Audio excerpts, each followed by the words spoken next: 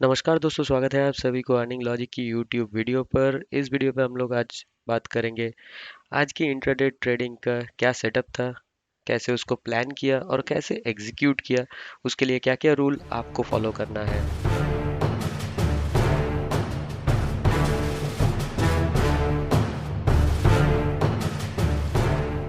Okay guys, Nippon Liam India जो आज का मैंने कैश में ट्रेड किया।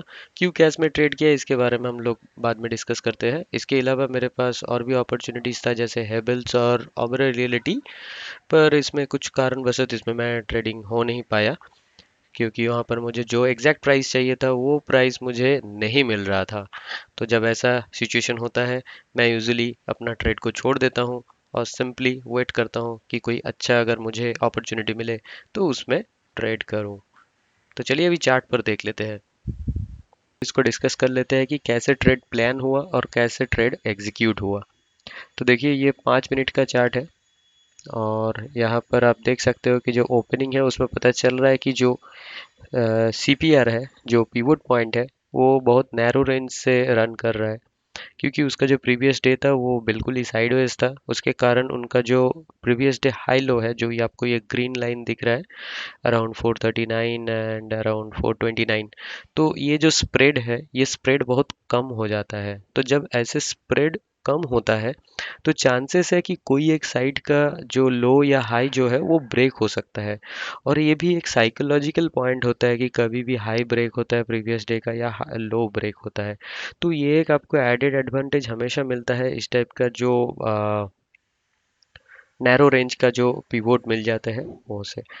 तो दूसरा चीज़ यहाँ पर यह है कि बहुत लोगों का सवाल आता है कि आपको कैश में क्यों ट्रेड करना है। तो जो न्यू ट्रेडर्स है, इवन जो लोग छोटे निवेशक हैं जिनका कैपिटल 5 लाख से कम है या उससे भी कम, बहुत कम भी है, 50,000 1 लाख कुछ भी रहे, तो उनके लिए कैश एक बहुत बढ़िया ऑप्शन मैं मानता हूँ।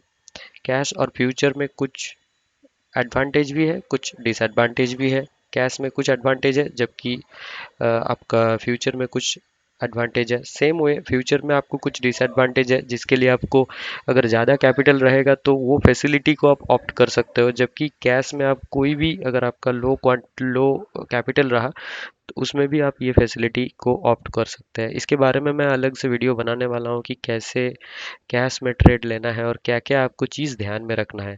तो अभी ये डिस्कस कर लेते हैं कि क्या हुआ। सिंपल, आप देख रहे हो सेटअप में यहाँ पर कोई रॉकेट साइंस नहीं है।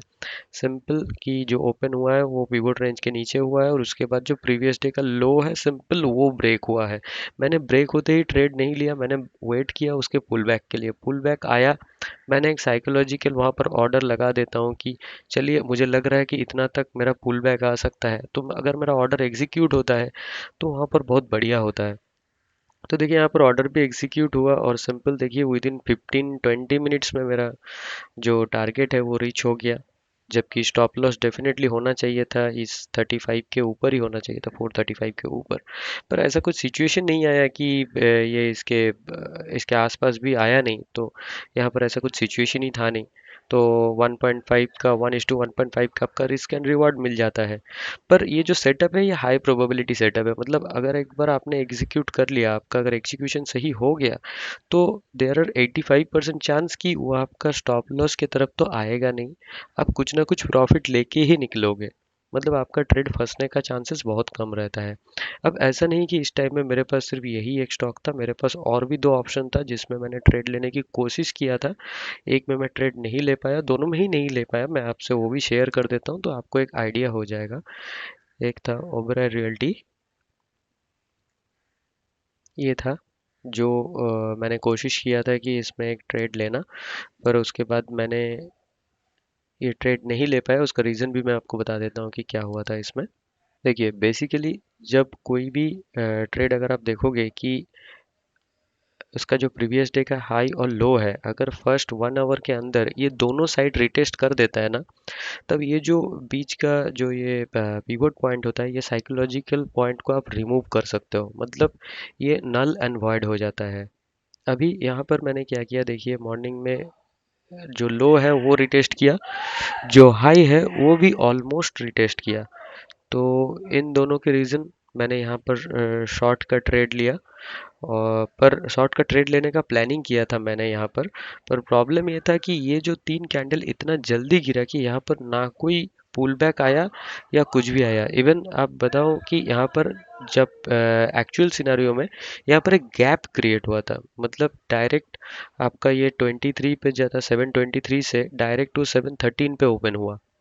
मतलब बीच में ये गैप था, मतलब उतना वॉल्यूम नहीं था, तो इसके लिए मैंने इस ट्रेड पे और कुछ काम नहीं किया, इसको छोड़ दिया। दूसरा मैंने और एक ऑर्डर की कोशिश किया था जो एग्जीक्यूट नहीं हुआ, वो है हेवल्स। उसमें पुल बैक भी आया था पर मैंने उसको पहले छोड़ दिया, उतना ज़्यादा देर में वेट नहीं किया था। ये देखिए, ये एक डाउन ट्रेंड का स्टॉक था, आप देख पा रहे हो पिछले दिन का डाउन ट्रेंड है, वहाँ पर एक छोटा सा पुल बैक मिल रहा है। आप चाहे तो इसको और भी माइन्यूट तरीके से कैलकुलेट कर सकते हो, मैं आपको बता देता हूँ कैसे करना है। आप ऐसे कोई भी जो हाई पॉइंट है उससे लेके ये लो, और जो आपका पुल बैक आ रहा है उस पुल बैक को आप यहाँ पर काउंट कर सकते हो।